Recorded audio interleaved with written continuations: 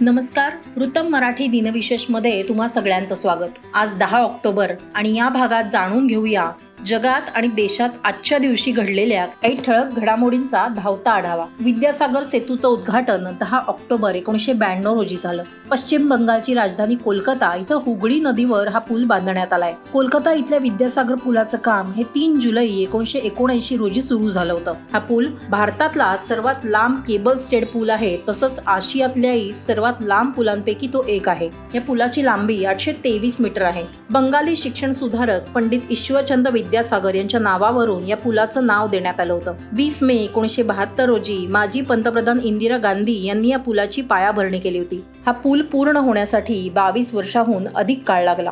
10 October 1962 रोजी भारत चीन युद्धात नाईक चैनसिंग हुतात्मा झाले. ते नॉर्थ ईस्ट फ्रंटियर एजन्सीमध्ये तैनात होते, जे युद्धाचं त्यावेळेचं मुख्य युद्ध मैदान होतं आणि ते पंजाबच्या तुकडीचं नेतृत्व करत होते. 9 ऑक्टोबर 1962 रोजी नाईक चैनसिंग यांच्या तुकडीला नामखाचू नदीच्या उत्तरेकडील प्रमुख स्थान मजबूत करण्यासाठी सांगले इथून पुढे जाण्याचं काम देण्यात आलं होतं. 10 ऑक्टोबर रोजी सकाळी 500 चीनी सैनिकांनी तोफांचा भडीमार सुरू केला. त्यावेळी नाईक चैनसिंग आणि त्यांचे जवान हे चांगले लढले आणि शत्रूचं मोठं नुकसानही त्यांनी केलं.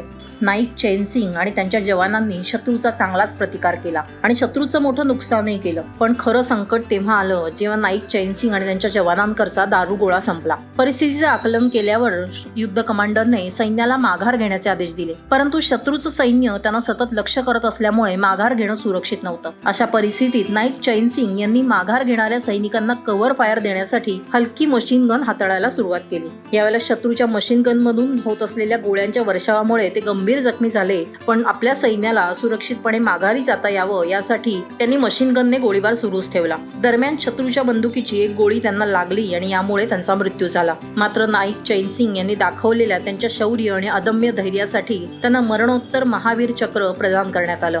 10 ऑक्टोबर 1962 रोजी भारतीय लष्कराचे शूर सैनिक काशीराम यांनी एका हल्ल्यात 30 चीनी सैनिकांना ठार केलं होतं. नॉर्थ ईस्ट फ्रंटियर एजन्सीच्या कामेग विभागातल्या रिचच्या दक्षिणेला चीनी पायदळ रेजिमेंटनी घुसखोरी केली आणि भारतीय सैन्यावर हल्ला केला होता. यावेळी हिंदी चीनी भाईबाई हा भ्रम मोडला गेला. सुमारे 500 चीनी सैनिकांनी केलेल्या हल्ल्यामध्ये शत्रूच्या प्रचंड गोळीबाराची पर्वा न करता शिपाई काशीराम यांनी आपल्या लाईट मशीन गन मधून अचूक गोळीबार करून आपल्या पोस्टचा योग्य मार्ग प्रभावीपणे कव्हर केला. यावेळी 40 सैनिकांसह एक चीनी अधिकारी काशीरामच्या जवळ आला आणि दगडा मागून ओरडला की शस्त्रे खाली टाका आणि आत्मसमर्पण करा. मात्र प्रत्युत्तरादाखल शिपाई काशीराम आपल्या खंदकातून बाहेर आले आणि त्यांनी अधिकाऱ्याचा सामना करत त्याला ठार मारलं.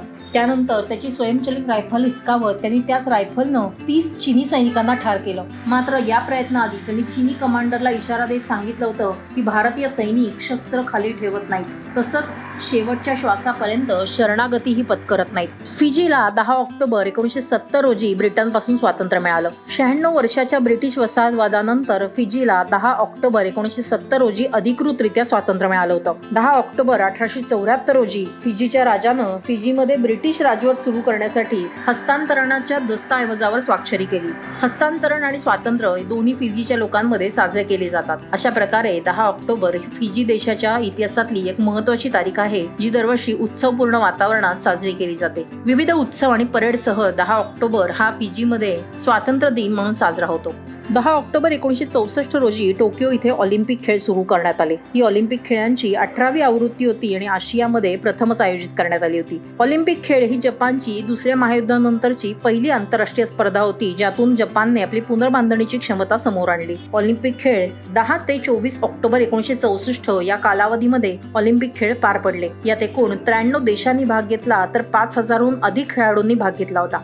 जुदो आणि कॅनोईंगचा ऑलिम्पिक खेळांमध्ये यावेळी प्रथमच समावेश करण्यात आला. 10 ऑक्टोबर 1967 रोजी बाह्य अवकाश करारावर अर्थात आउटर स्पेस ट्रीटीवर स्वाक्षरी झाली. हा करार अंतराळातील देशांच्या क्रियाकलापासाठी एक महत्त्वपूर्ण कायदेशीर चौकट प्रदान करतो. हा करार बाह्य अवकाशात शांतता आणि सुरक्षितता वाढवण्यासाठी तयार करण्यात आला होता. या अंतर्गत जागेचा वापर हा शांततापूर्ण कामांसाठीच केला जाईल याची खात्री करण्यात आली होती. करारानुसार कोणताही देश बाह्य अवकाशाचा वापर केवळ शांततापूर्ण हेतूंसाठी करू शकतो आणि युद्ध किंवा आक्रमणांसाठी नाही, हे सांगण्यात आलं.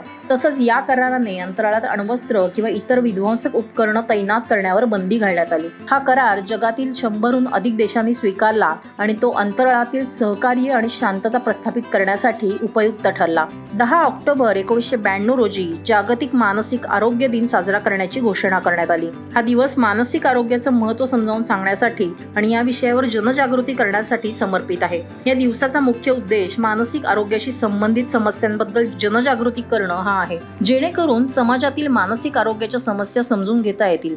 हा दिवस मानसिक आरोग्य समस्यांना तोंड देत असणाऱ्या लोकांप्रती संवेदनशीलता वाढवण्याचा प्रयत्न करतो. त्यामुळे त्यांना आधार आणि उपचार मिळण्यास मदत होते. जागतिक मानसिक आरोग्य दिन मानसिक आरोग्य समस्यांवर चर्चा करण्यासाठी आणि त्यासाठी उपलब्ध असलेल्या संसाधनांची माहिती देण्यासाठी विविध संस्थांना एकत्र आणतो. तर हे होते 10 ऑक्टोबरचे दिनविशेष. तुम्हाला हा व्हिडिओ कसा वाटला हे या व्हिडिओ खाली कमेंट करून सांगा आणि आमच्या YouTube चॅनलला सबस्क्राईब करा. धन्यवाद.